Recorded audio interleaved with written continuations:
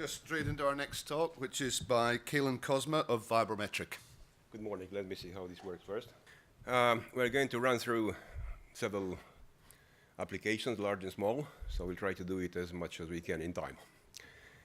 What we have seen in the past 10 years, it's a new balance between exploration of unknown resources and a better use of the known ones.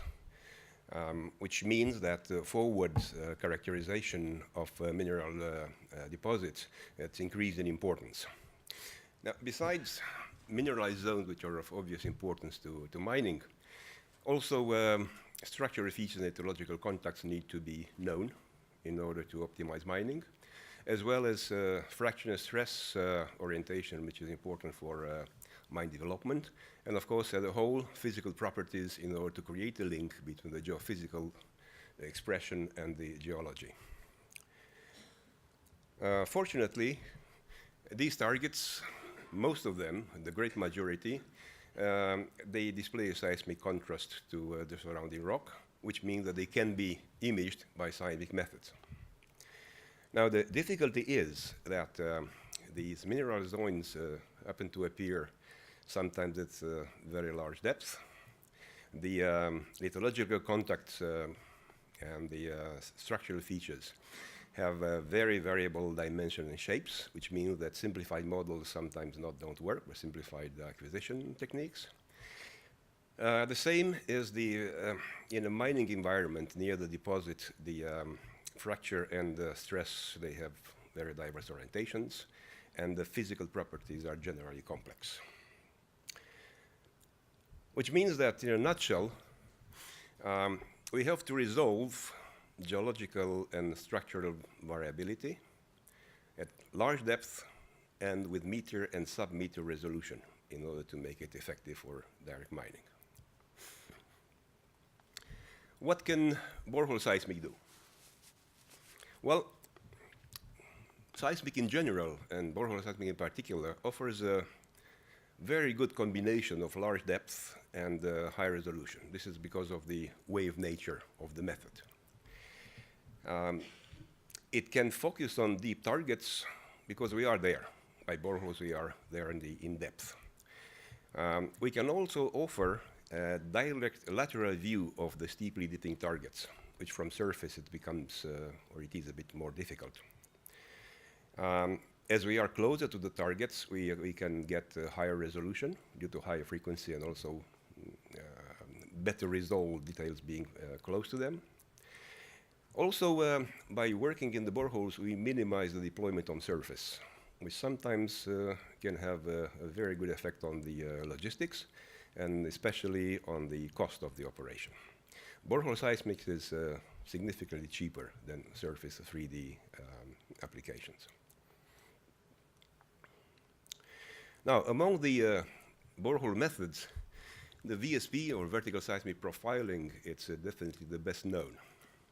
With this technique, the data is acquired downhole in deep boreholes with sources either on surface or in galleries. VSPs can be done also from underground.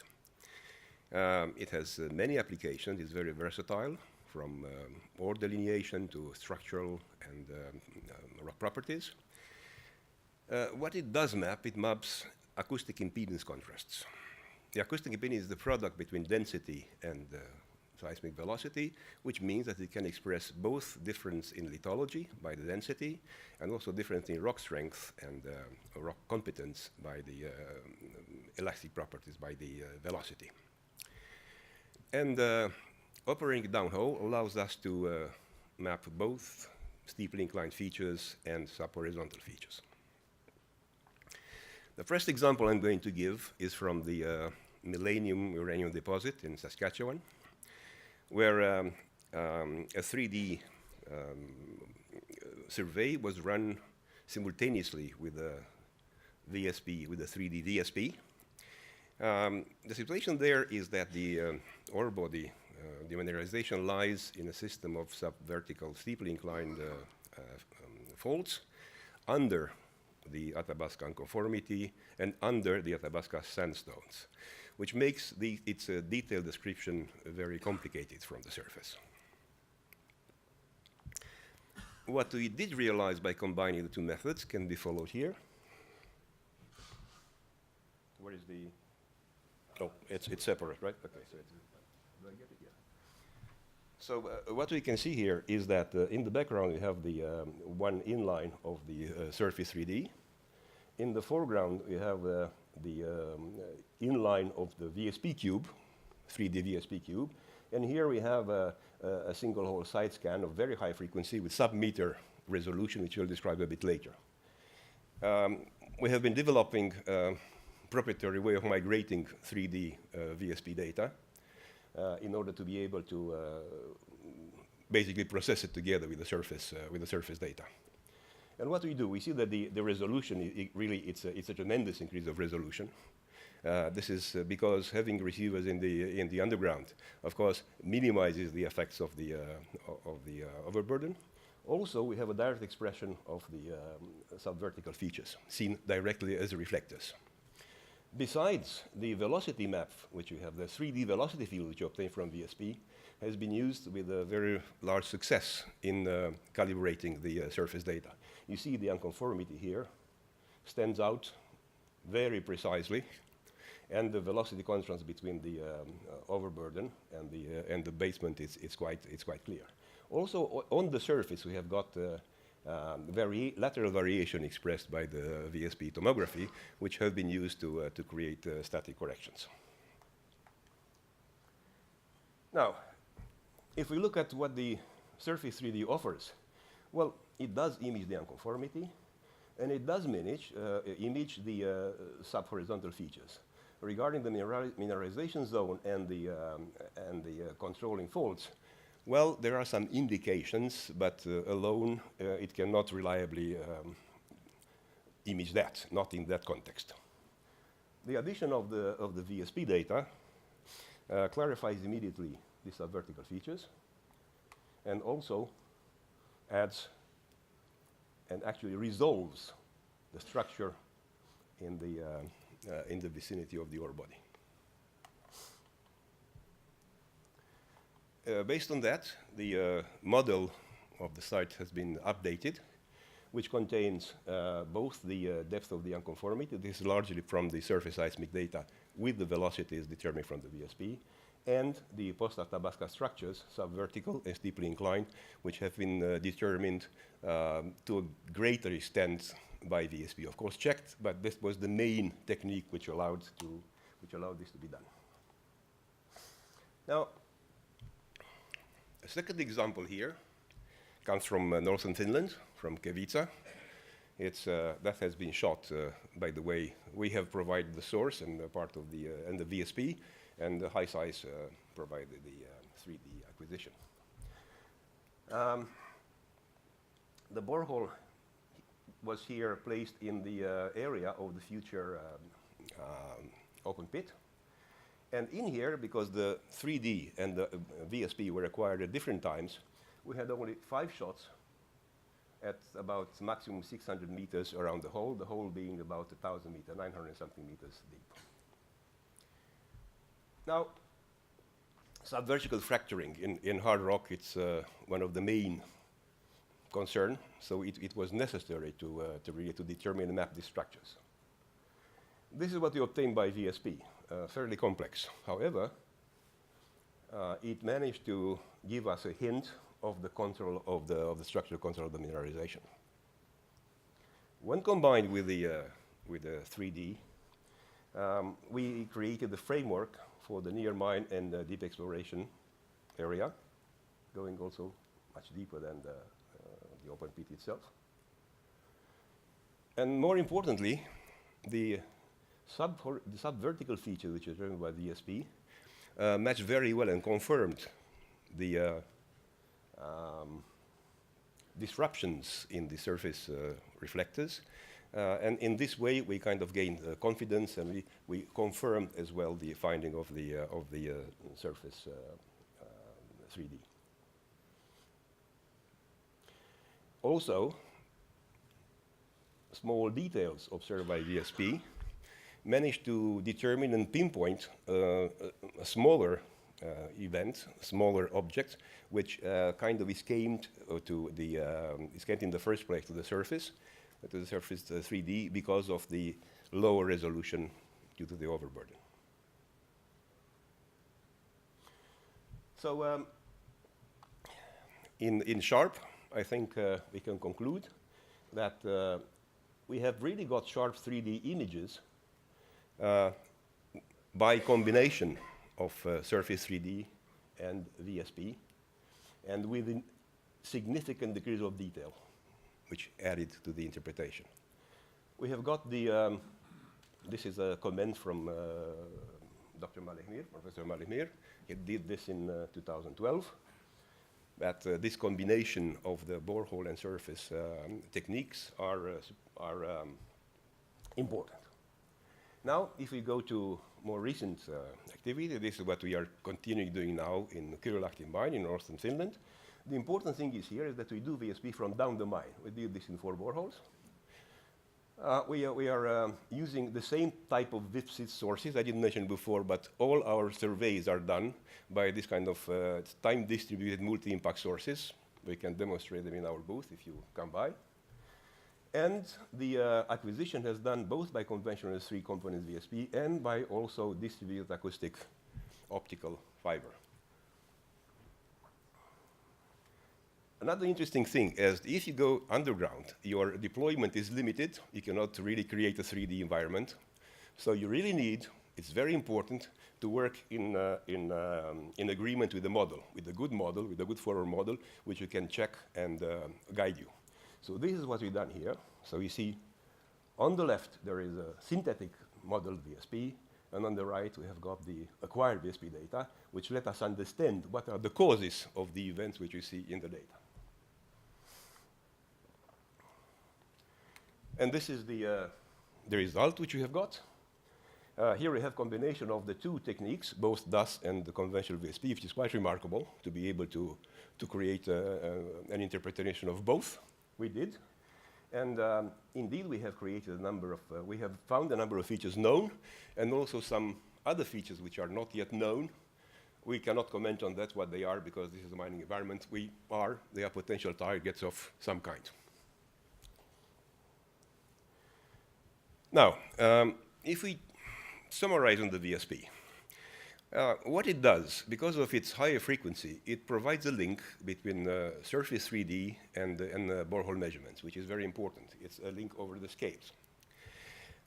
Also, if we can perform it with with a sufficient number of shot points, and preferably in several boreholes, it is in itself a 3D survey with the possibility of imaging both horizontal and subvertical features. It can be used, of course, from surface and from underground. And the important thing is that, again, I must stress that by using the boreholes, we minimize the logistics, therefore we try to decrease the cost. Now, this is an interesting variation of borehole. You see, if we look here, if we have the source and receiver in the same borehole, we can image features which are going away from the borehole, which from VSP it's a bit more difficult. So this downhole seismic side scan, it's a high-frequency tool. It offers resolution better than a meter, under a meter, and otherwise, for near field, it has the same application as the VSP. One example is here from the McArthur River mine, where the question there was the characterization of the P2 zone, which controls the mineralization. And I don't have a very good view on that, but I think you have a better one. We have managed to image directly the P2 and the corresponding associated faults, which are corresponding to this, confirming the structure and the of the deposit. Another quite interesting application is in delineating kimberlites. I have to stress that we have done this. This is from 2005. We've done it anyway 10 years ago, even if the interpretation continued afterwards. And it was quite interesting because we've done this from 4 boreholes. I mean, we all know the number of boreholes which are needed for pierce points in order to characterize such a deposit. Well, unfortunately, the diamond industry didn't fare too well lately, so seismics was not continued there, but the results are still there. We can still do it when it comes back, or for other applications.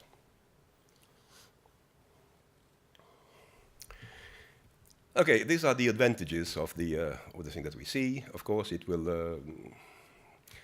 It's a viable exploration tool, and it can expand the influence of borehole from logging, which is a few meters, to go to 200 meters, and so on and so forth.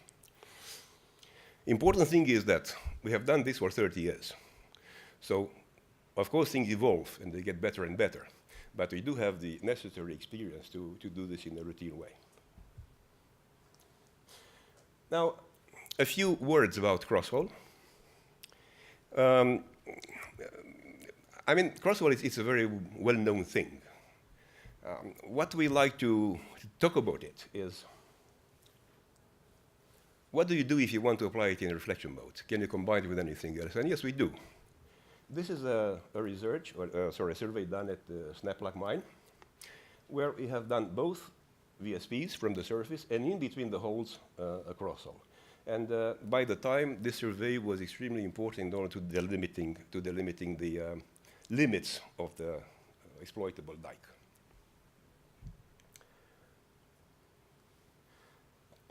Again, this is more like a velocity tomograph, more known, but what is special about it, that it is not done between holes, it's done between tunnels. There were 3 tunnels. And we have got here the expression of the zones. FPI means full perimeter intersection in the tunnel. It's a description of the important fracture zones which were there. In reflection mode, things get a bit more clear, as we expected. Now, one of the last things, because I wanted to, we have done a lot of developments, but it was very difficult today to combine both to get into intricate development subjects and also showing results. But this is one which is important, because everybody does crosshole. Sometimes everybody stops into something which is very simple. Where do the boreholes go? So we have developed a system based on neural networks that calculates backwards the errors in the borehole deviation in such a way that we can come from something like that to something like that. This, by the way, we had used for this example very old data. This is data from Boise Bay and more than 15 years ago. This development is done more recently, but we use that data because, as you know, it's very difficult to use recent data from the mining environment. So this is what we can show, but the method is there.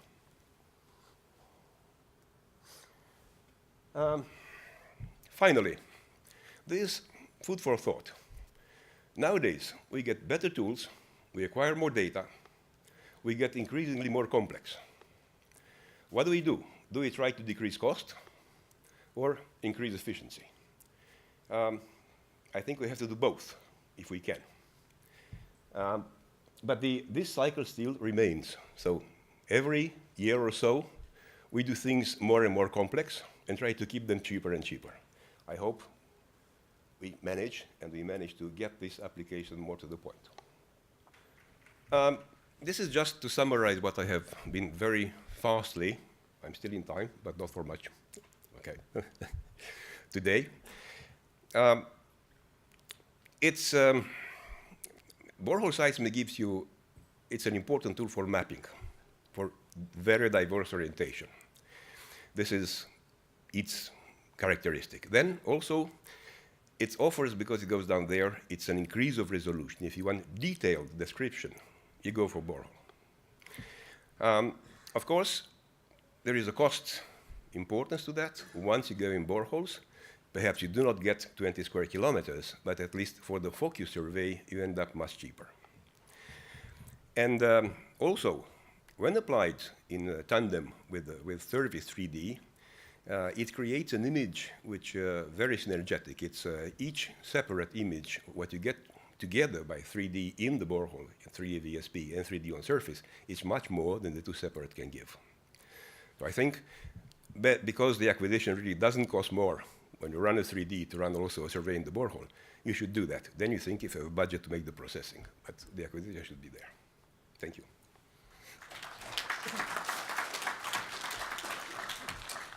We have time for questions.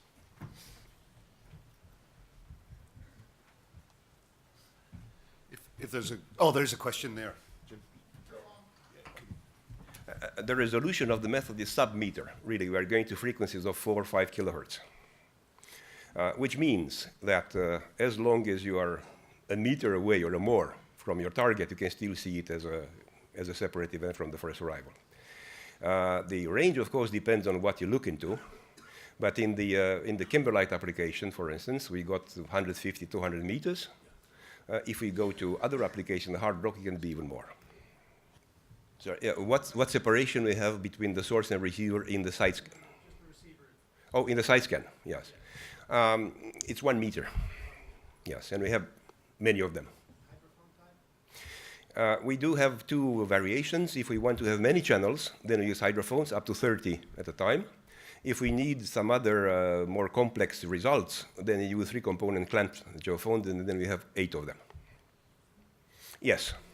Yes, in 2 of the examples I was given, it was so.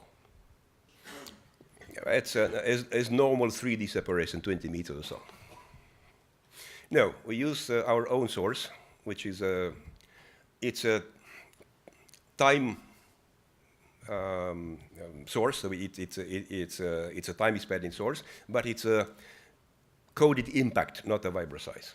We prefer that for several reasons in complicated overburden. Sweet.